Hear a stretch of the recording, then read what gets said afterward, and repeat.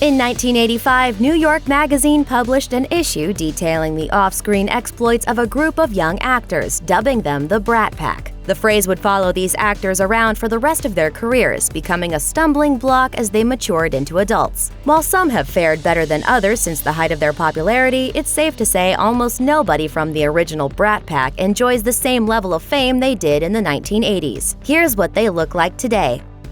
Emilio Estevez.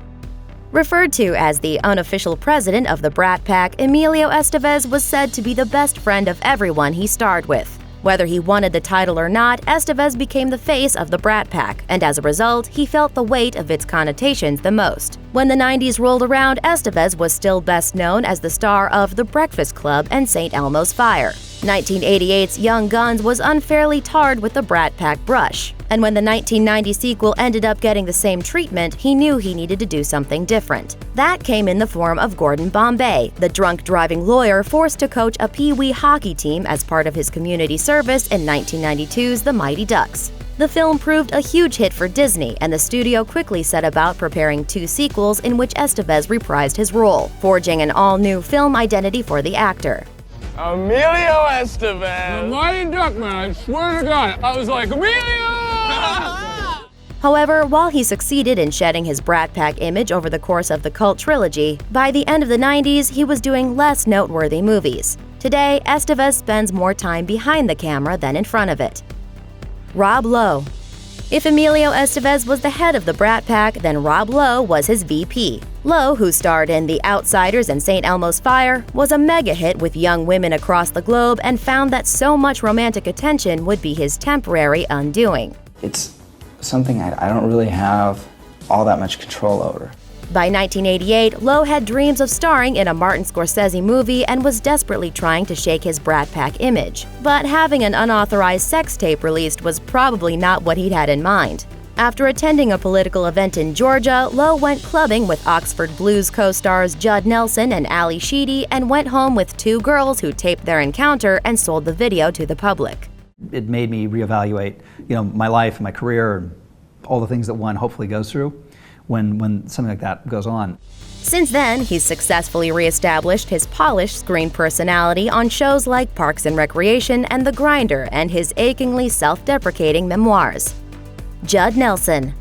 Often considered the bad boy of the Brat Pack, Judd Nelson had to work hard to avoid being typecast as the angry and arrogant young man he played in The Breakfast Club.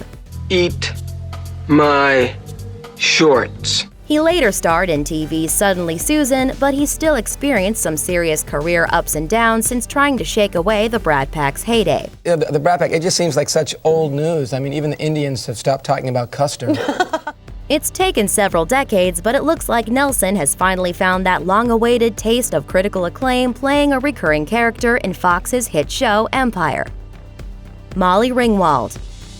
By the time Molly Ringwald met John Hughes in 1984, she already had 1 Golden Globe nomination under her belt for her first movie, Tempest. But it was the late director who would put the red-headed actress on the path to becoming a teen idol. Ringwald shot to prominence with consecutive performances in 16 Candles, The Breakfast Club, and Pretty in Pink, all written by Hughes and all considered essential 80s cinema. She told The Guardian, "I think the heaviest thing about it is that so many people have so many memories attached to me. I wasn't there when they had their first slumber party or their first date or their first kiss, and yet I'm somehow connected to their lives in that way." May I be excused? While she remains active in the industry, she's also branched out into different modes of entertainment, including writing a young adult novel titled When It Happens to You and dropping a debut jazz record called Except Sometimes. At the end of the day, though, her main focus is still acting, and she's enjoyed regular small-screen roles in shows like The Secret Life of the American Teenager and Riverdale. Anthony Michael Hall. Considered one of the founding members of the Brat Pack, Anthony Michael Hall was the first group member to strike up a working relationship with John Hughes in National Lampoon's Vacation. He then collaborated with Hughes on 16 Candles, The Breakfast Club, and Weird Science. Hall quickly became well known for playing variations on the high school geek and sought to distance himself from such roles out of fear of being typecast. In 1986, he rejected parts in Hughes' next 2 projects, Pretty in Pink and Ferris Bueller's Day Off, and instead accepted the lead in action thriller Out of Bounds, hoping to change the trajectory of his career. He's remained active in the industry since. In September 2016, he made headlines for all the wrong reasons by assaulting his neighbor in an attack that could see him jailed for up to 7 years. Ali Sheedy. Not only was Ali Sheedy a member of the Brat Pack thanks to her roles in The Breakfast Club and St. Elmo's Fire, but she also starred in a number of other 80s classics.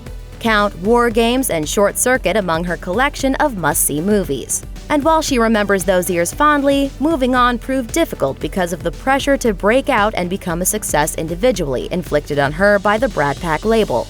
She saw out the 1990s with some relatively well-received films like High Art, though the following decade saw her moving into TV movies and cameo roles. She still pops up in small cameo roles today. For example, she had a brief role in X-Men Apocalypse and recently mounted a genuine comeback in dark comedy Little Sister, delivering an award-caliber performance as a manic-depressive mother. Andrew McCarthy. Opposite Rob Lowe, Andrew McCarthy started his career as a Brat Packer in 1983's Class, going on to make a name for himself as an affable young lead in St. Elmo's Fire and Pretty in Pink. What didn't come across in his wholesome performances was the alcohol problem he'd been fighting since age 12. He admitted to being hungover during the entire Pretty in Pink shoot, and by 1992, the effects of long-term abuse began to show. After completing a rehab course, McCarthy continued to work, but fewer offers came his way. He eventually turned his attention to behind-the-scenes work and is an accomplished TV director and travel writer. Demi Moore.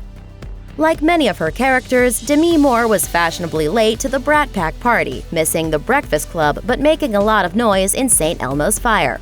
She and co-star Rob Lowe wasted no time in pulling ahead of the pack the following year, starring opposite one another as Chicago yuppies in About Last Night. And Moore went on to establish herself as a genuine leading lady in the 90s, kicking off with Ghost and going on to star in a string of hits.